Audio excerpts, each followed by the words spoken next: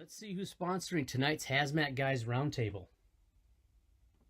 Hazmat 101 Consultants. Hazmat 101 Consultants and their instructors can provide quality consulting and virtual or in-person hazardous materials training for your agency.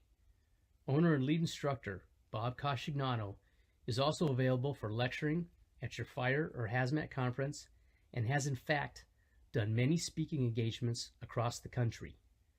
Visit their site at www.hazmatconsultants.com or email Bob Cascignano at bob@hazmat101consultants.com. For over 20 years, K&R Plaques have had the pleasure of helping clients choose awards for the people they want to honor. Their state-of-the-art equipment allows clients to design, customize, and personalize the awards they choose for that special someone. With one of the largest selections of plaques, awards, trophies, and clothing apparel, they can deliver quality products to satisfy any customer needs. No order is too big or too small. Visit their website at www.knrplaques.com or email at sales@knrplaques.com. Responder Training. RTE is the leading company in delivering propane training along with emergency response equipment.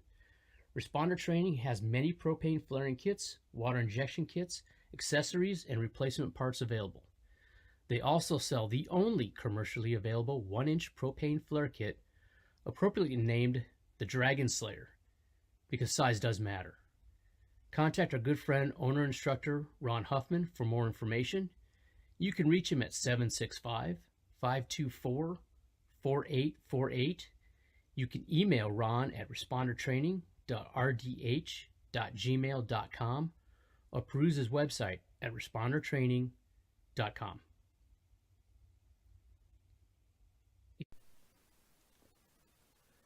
Northeast Hazmat has your supplies for leaks.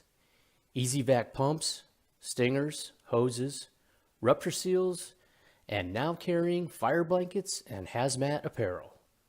If you'd like to sponsor the show and help keep live hazmat conversations coming in the future and help send at least one lucky participant to a national level hazmat conference, send an email to bob@thehazmatguys.com and he'll send you the information. Thanks a lot. Now on with the show.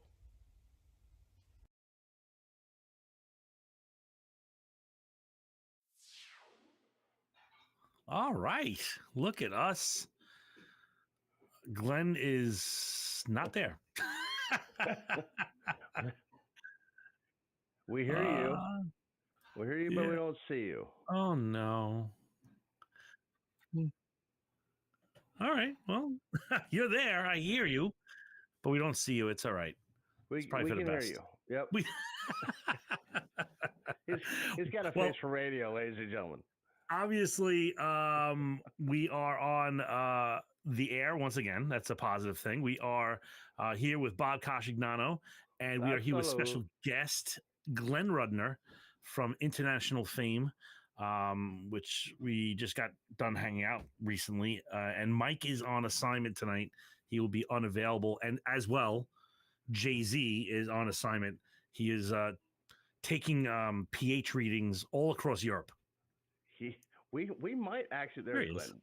We might actually have to send a search party for Mr. and Mrs. Dantech. He actually, dude, he might miss this month's show and next month's show. Dude, that is the coolest trip. Yeah, like just go. Love those guys. So obviously, Mr. Glenn Rudder was here. Do you want to? I think you need no introduction, but why don't you give them the Reader's Digest 30-second? Who are you? I've been around the hazmat world for about 40 plus years now. Started as a volunteer firefighter, paid firefighter, hazmat guy, went to work for the Commonwealth of Virginia, moved off, went to private industry, ended up out in Pueblo for a couple of years, and then went to work for one of the 7 Class 1 railroads. Which is probably why we're chatting tonight. A lot of stuff came out, and again, it is what it is. How do you see that whole I think it's kind of ebbing at this point. That whole situation, it's definitely in a de-escalation stage, demob stage. What are your thoughts on it? Well, that's one of the things that I've discussed with a lot of people. And since the incident occurred, I can tell you that my phone did not stop ringing, sort of like the EV guys are dealing with the batteries. And this took center stage for about 3 weeks, February 3rd. I'll start off by saying that and because of who I work for, i.e. I work for Norfolk Southern, I have to be very, very candid in the fact that the people I work with are very, very conscientious about the issues of what has occurred. And I think that and I've been getting beaten up by this one young man, and I say young because when I read his profile on LinkedIn, I realized that they'll let anybody on that website. This young gentleman decided to try to take me to task with the fact that, you're defending the railroad. And I'm not only going to defend the railroad, but more importantly, I'm going to defend the response by both the community and the railroad, because I think they all did an excellent job. From the very beginning, people have to understand, and Bobby, you and I have had this discussion, both Bobbies have had this discussion.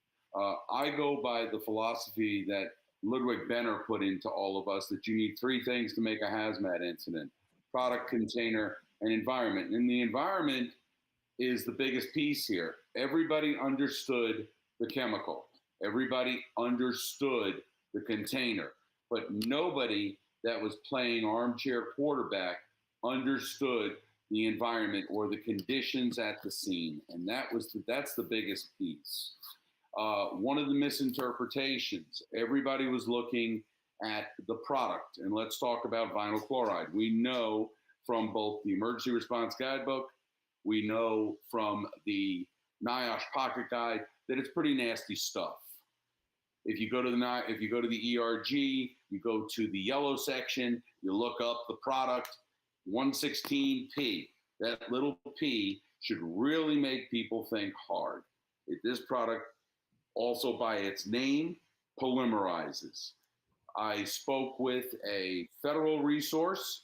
I spoke with guys that were on the ground, and the problem was the product was reaching a critical stage of polymerization. The issue is that the temperatures inside the containers were calculated to be somewhere between 135 and 150, and the product polymerizes at 185. Well, gee, we're getting pretty close. The containers were subjected to 3 to 5 days of intense heat. I was listening to somebody earlier today on the news. Okay, so, you got to put the skew of the media in, right. But talking to the person on site who I saw this past week stated that the heat was so intense that it melted the lids on the protective housings as well as on the safety relief devices, allowing the product to spew out what better looked like foam. That tells me right away that this compressed liquefied gas is polymerizing.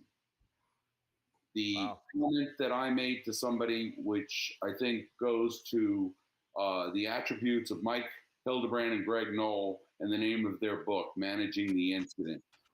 And this is not a plug, this is not a freebie, but let's think about it from the perspective of what Norfolk Southern was having to deal with. And that was a product that was polymerizing in 5 containers. You do one of 2 things. You manage the incident, or allow the incident to manage you. We know that every good fire chief, every good responder would rather manage the incident than have it go sideways on them. And in this case, people didn't understand the digging of the ditch, the allowing of the product to come out through a vent and burn, allowing that product to burn off at an intense heat. And I had a discussion with somebody last week who said, well, it could have been, that intense one-shot piece of heat could have taken care of the problem, because the environmentalists, and I will include Aaron Brockovich in this one, are screaming about the long-term life hazard. The problem that we run into is, yes, under certain formulations of vinyl chloride, you're going to have a long-term dioxin issue because of the products of combustion. However, if you have the site chemist, the chemist who makes the stuff on site, and tells you that that is not going to be an issue because of the floating P in the vinyl chloride, i.e. the phosgene, and that this formulation would not have that issue, you have to have a tremendous amount of confidence in that man. So I know that, that Norfolk Southern had that confidence. And I know that the contractors involved, I know the hazmat compliance managers and the managers were looking at one thing, and that was making the product safe, making the incident scene safe, and protecting the environment and the people on site.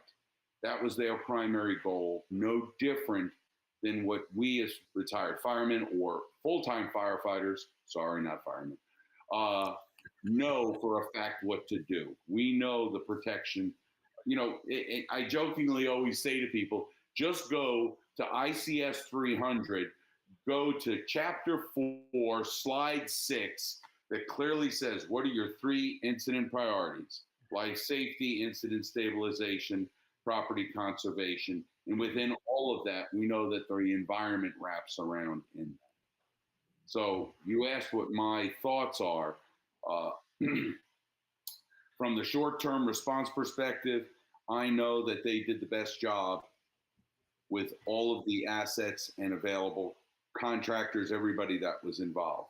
They had 3 of the best from the contracting world on site. And my hats are always off to people like Drew McCarty from SPSI, Chip Day, who is probably took over for his father, Denny Day, as the leading tank car responder. And the man knows his stuff. And without their guidance, I think that that incident could have gone sideways real quick. Long-term on this incident, I believe that Norfolk Southern, again, I work there. I know how they work. Mm-hmm. They will do everything possible. In fact, I heard today that they're going to be taking people that were very, very close to the incident side and actually moving them and displacing them from there and, you know, putting them up, putting them in new homes, whatever they're going to do. They're going to do long-term health monitoring. They're going to do long-term remediation on site. That'll be turned over in Norfolk Southern world. That's going to be turned over to the legal department. They do the remediation. They monitor the remediation. I have no issue that EPA and the state of Ohio will be heavily involved in all of the remediation processes, the monitoring, the numbers. They're going to pay very, very close attention to all that to protect the citizens of East Palestine and also to allow for business to be run, which the railroad has to do. You know, just as an aside, and I was speaking with one of somebody I was talking to the other day, and the question always comes up, you know, why is that, you know, everybody wants all the regulatory pieces changed and everything else. I realize that the railroads do have an obligation to the Federal Railroad Administration and to the population to provide a very safe mode of transportation. I also realize that 99% of all of our raw materials travel by rail. Right. The 7 Class 1 railroads, which include Norfolk Southern, BNSF, CSX, Kansas City Southern, Union Pacific, as well as the 2 Canadian, CN and CP, all provide the safest possible means of transporting all of these things. You know, everybody talks about the percentages, and somebody was reading numbers on one of the news about the 1,800 derailments that have occurred over the past year. But when you take that number and look at the number of hazardous materials that have been spilled, the railroad's true number that comes up with 99.98% of all loads go from point A to point B still holds true. Yeah. I think one of the things is for some, it must have been a slow news day, but the news latched onto this with like it was the end of the world, and Right. there are derailments. I mean, most of them are low speed, most of them are no problem, most of them are no spill. You know, and being in the hazmat world, you know, it's like they say, you know, everybody's got an opinion, like everybody's got a butt. You know, like it's Right. you know, and so you're dealing with guys that you know can fancy themselves even. I don't know, maybe fantasy wise place themselves into that first due incident commander's seat. Everybody armchair quarterbacks this operation. Like, what would you do? What would you do? Listen, the guys that were there, I don't armchair quarterback. I'm armchair quarterbacking the guys that are fantasizing being in the spot. Right. Like, first, you're lucky you weren't in that spot because that's a career ender right there. Dude, those guys that responded into that, yeah, that is like, forget about once in a career. Like the pressure of making the wrong move, right, on a national level thing for it, you know, and I'm not even saying that the guy, the first due chief or the first due was even a hazmat guy. He was probably 40 years out of operations school, barely remembers that he has an orange book in the car, right. and he's shooting from the hip about a mushroom cloud over his town. I don't envy that. Yeah, well, like that's not in a promotional testing scenario anywhere. No.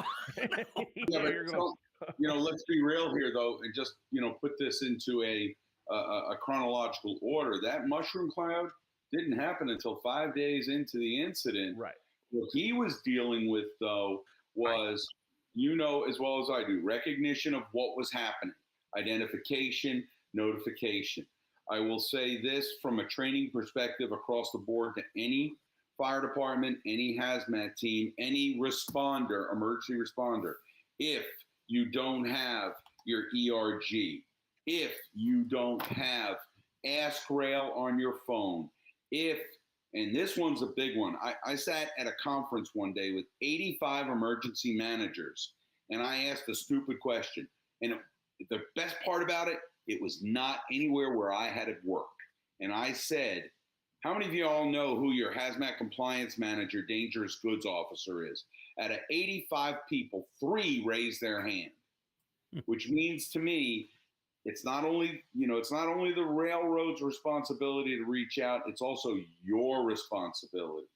Somebody said, if you saw, again, the news, how many people did you read or hear about that said, we have no clue what goes through our community?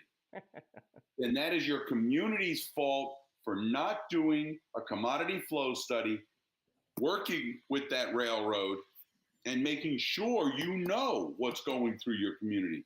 If you haven't done that, shame on you. Well, that's one thing to know what's going through your community, but for any community to think, well, we're just not letting vinyl chloride go through, you're out of your mind. Like, they'll be like, good luck with that. And even New York City, where there's such heavy regulation, but it's when you have a nexus like New York City, you can say there will be no large shipments of propane through it because they want to come through. That's a market that's downrange of New York City. However, if East Palestine thinks they're going to say, well, no, vinyl chloride's coming through, they're going to get run over like a train. Well, and I'll bring it to a point too. In Florida, we have all the stuff that goes to the Space Center. There's a lot of things that actually go from rail to a certain point. And I just found this out the other day teaching a class over there that goes to a certain point, is offloaded onto a truck, and then carried the rest of the way to the Space Center.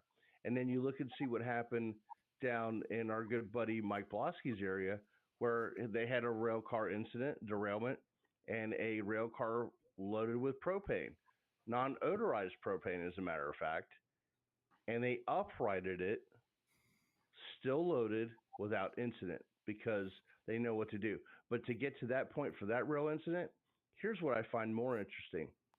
The first due engine company who arrived on scene gave them the GTX number, told them everything they needed to know about that car when the special ops people got there, because they were properly trained on how to identify, how to get more information from the rail line, and to pass it on so that this thing didn't make a bigger issue. And obviously, it was all over the news because of what's been happening lately. You know, everybody's dialing in on it. So they were very lucky they didn't have a leak. But the first arriving unit, and this is what I always say, the first arriving engine, truck, whatever, sets the building blocks for hopefully what we would like to be a successful outcome and not a disaster. And the people in Palestine, you know, I don't know what their training is, but everything I've heard, you know, they arrived on scene and they had for lack of a better term, a shitstorm to deal with. So it comes down to the first arriving units being properly trained. Just and, you know, to identify, just identify. And what it goes down to, though, is that we're back to, you know, Bobby, your point's excellent. The fact that the training is offered, and, you know, everybody, all the railroads are offering safety trainings. Transcare offers training. Of course, all of the folks that want to run out to CERTC and do training. But the reality is there's enough online stuff, in-person stuff, that these guys can be doing that anytime, anywhere. I can tell you that, and again, I look at the 7 Class 1 railroads as the primary purveyor on their lines. But nobody thinks about the short line railroads. There are 620 short line railroads throughout the United States that have partnered through the American Short Line Institute, the American Short Line Railroad Association, the Association of Short Line Railroads, and then on top of that, they in turn are putting in requests to the Short Line Safety Institute, which works with them and now partners with another great organization, the International Association of Fire Chiefs. All of these programs are free. And not only are they free, they come to you. There are 2 programs right now that are available through the University of Findlay. You have the AWR 147. It's a railroad class, free, no charge, 8 hours. The PHMSA, crude oil flammable liquids class that used to be delivered out of CERTC, now delivered out of the university, a different program, but delivered out of the University of Findlay.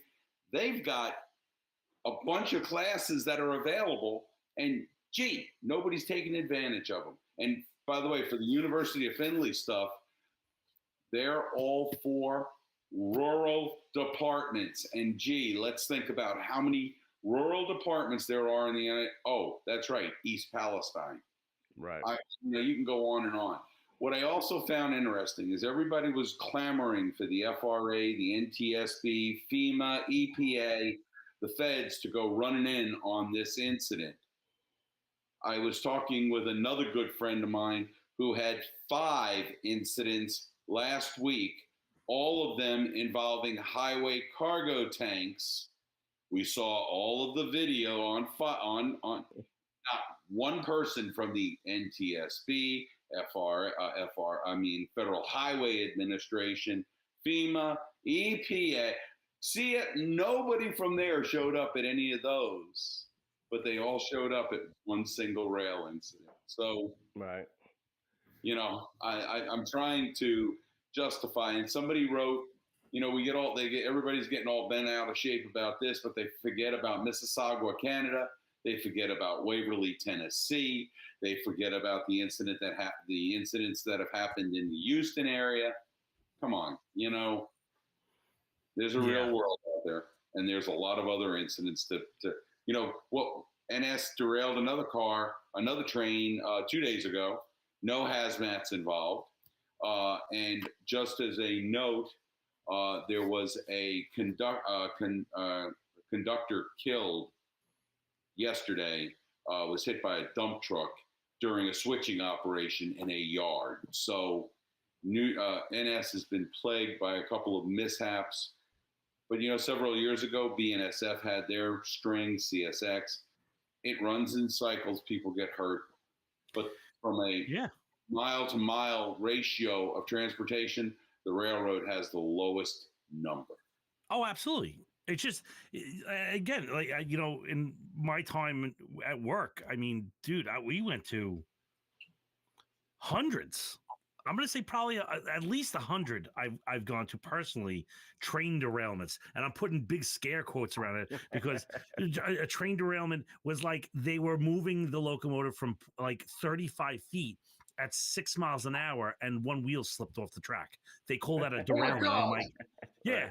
And everybody loses their mind. So there's like 40 trucks there, there's 150 guys. And it's like, this is what we're here for. The thing, like, they're just going to lift the thing back on the track and it's no harm, no foul. But they have to notify the agency. They have to do. Right. So, the vast majority, like Glenn says, like the vast majority of these things are incident free, and there's a certain percentage of these releases that are operator error, like actually people were involved, and there's other ones that are just like it naturally happened because shit happens. Like we live in a huge country, and to think that any time like nothing is going to happen, you are fooling yourself. Well, and it's kind of like the electric vehicle fires that are going on all over the place. That's like the hot button topic. Now, the lithium ion batteries, and Bobby, you and Mike do a great class with that. That's, Hazmat Guys lithium ion battery class is phenomenal. But if you guys look at the amount of fires, just vehicle fires, I'm not talking about lithium ion batteries in general, but people start freaking out about all these car fires. There's still more combustion gas vehicle fires than there are EV fires. Right.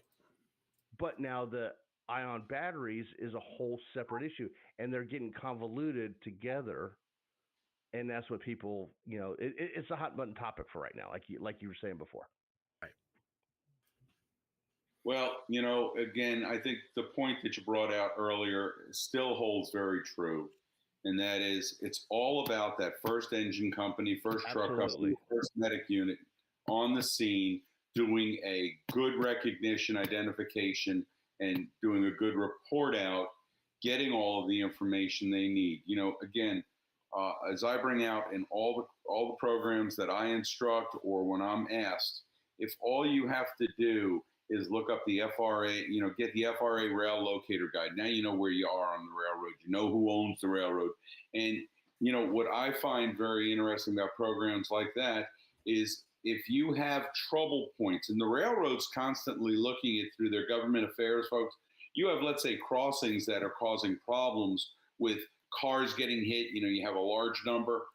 Immediately, the railroad's primary responsibility there is to work with the community to close that crossing so the problem doesn't occur again. Right. It's always weird because the trains can't steer away from a vehicle, but vehicles can steer away from a train. So, just to sort of, lighten things up, because these are very serious topics. When I was working for the NS, I was going to Tuscaloosa, and we all know what's in Tuscaloosa. Okay, so I went down to Tuscaloosa because a car had been hit by a train. And when I got there, I found that a vehicle had pulled up to the crossing, and at the crossing, right at that, it's our yard. And right there also is the Amtrak station. So the kids that are going home from college, coming back from college, all go to that station. A young lady had just dropped off her friend that was going home from school, and she pulled up to the crossing. But she nosed her little car under the crossbuck.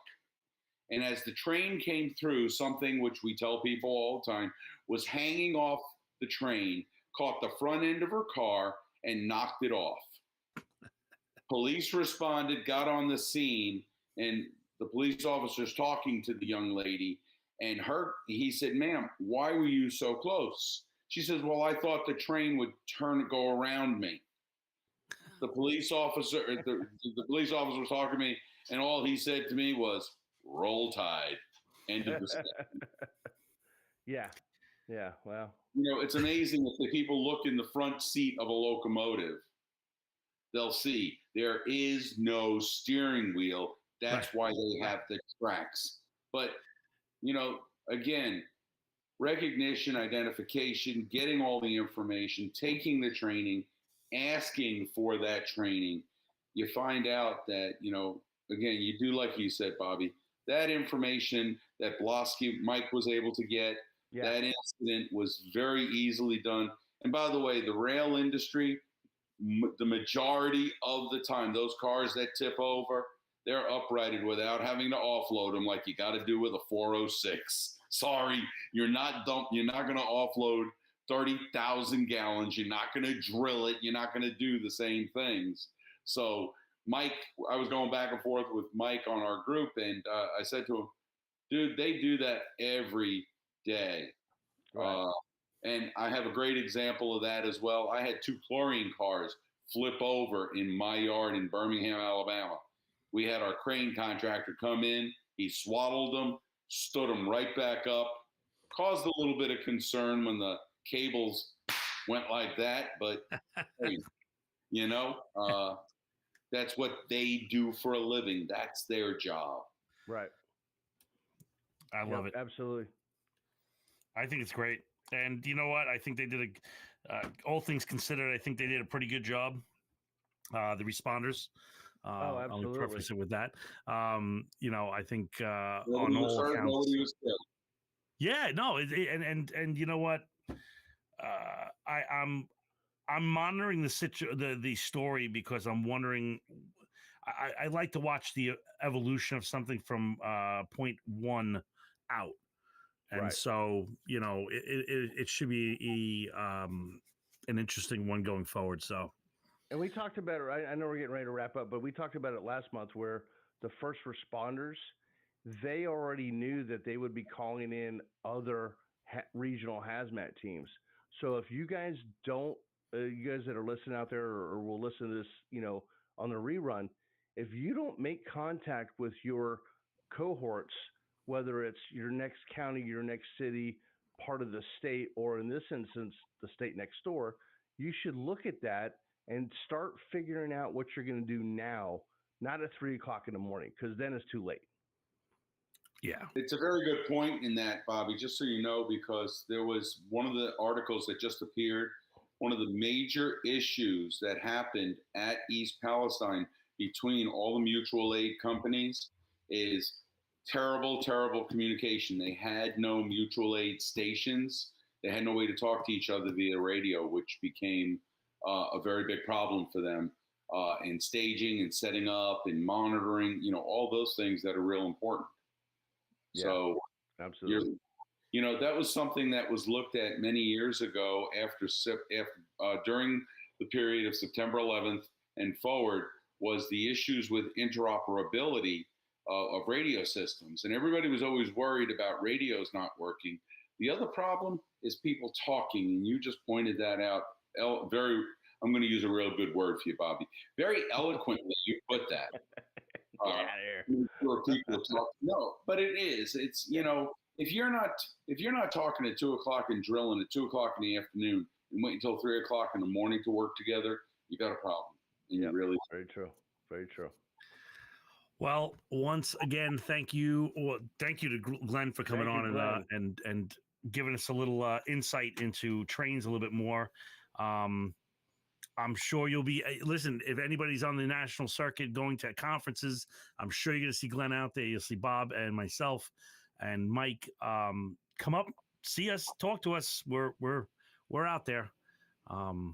So on behalf of myself and Bob and Glenn and Mike on assignment and Jay-Z, we will see you guys next Tuesday. That is a joke. We're not doing Tuesday. That is a joke.